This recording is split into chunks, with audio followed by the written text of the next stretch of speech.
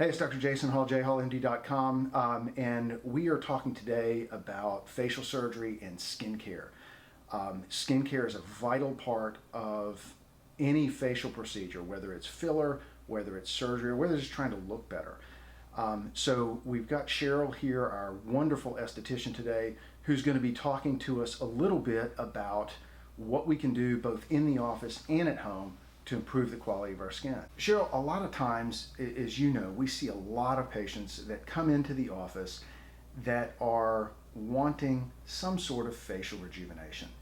And typically when I'll talk to them, what they do is they say, I really like the look in the mirror when I do this.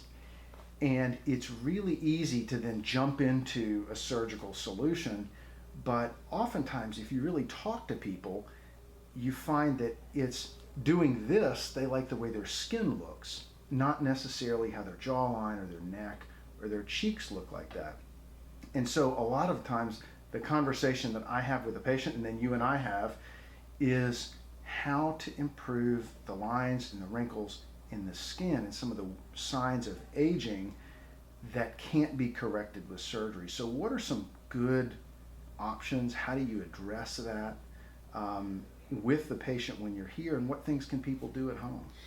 I think the first thing is skincare, because if you're not doing skincare at home, that changes the game completely. I think that skincare is going to be the backbone of everything that you do. If your health of your skin is better, everything from that point on is going to be better. I would start with a good facial cleanser and then go into your more active treatments. That's going to be your growth factors, your retinols, your sunscreens. I can definitely go into more of an in-depth conversation as to what those are, but those are going to be your backbone to making a difference in your skin and the health of your skin. I think that's a great description. One of the things that's really confusing for me, and I know for the patients out there, is that there are a lot of skincare products out there. Mm-hmm. There's the medical grade skincare that we carry. There is stores and stores and stores full of over-the-counter skincare products. I mean, it's $1 billion+ industry. How do people pick? What do they need? I think people coming to a physician's office is the first choice for them. They need to come in, let us sit down, look at their skin, determine what they need, and go from there. You know, I think as far as over-the-counter products, yes, there are some good over-the-counter products, but their active ingredients are much lower than what they can get with physician-grade skincare. Good medical-grade skincare with high concentrations of active ingredients are important. If somebody is wanting to kind of get started with medical grade skincare, what products do you recommend they start with? We have what we call our big three in the office, and that is going to be a growth factor, a retinol, and a sunscreen. We know that sunscreen is vital. Whether it's in the dead of winter or it's in the heat of summer, we need to be doing our sunscreen. The other ones that I mentioned are the growth factor. That is what's going to help with that anti-aging. Everyone is so concerned about the aging skin, and that's going to be their go-to for that.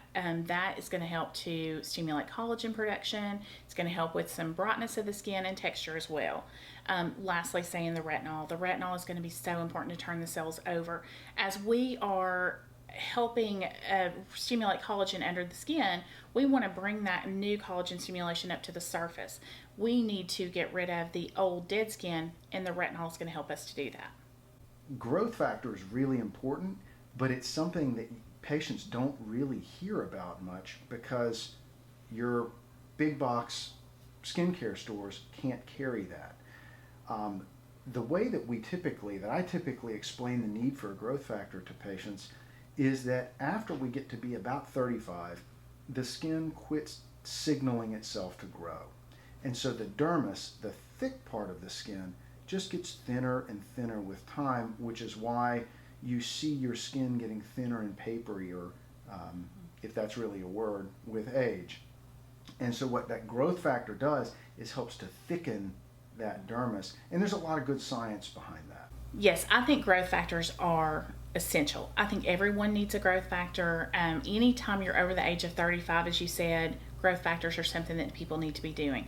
That is not something they can get in just every store on the market because of the active ingredients in that growth factor. What a lot of patients are hearing about now is plant growth factors. What we offer in our TNS Essential Serum is a human growth factor. I always laugh and tell my patients, we're not plants, we're humans. And so let's go ahead and put something on our skin that we know that our skin produced from the time we're born. I also want to touch a little bit on something you said about the dermis and the thickness of the dermis. We know that retinols will help. People say to me all the time, oh, but I've heard retinols are going to thin the skin.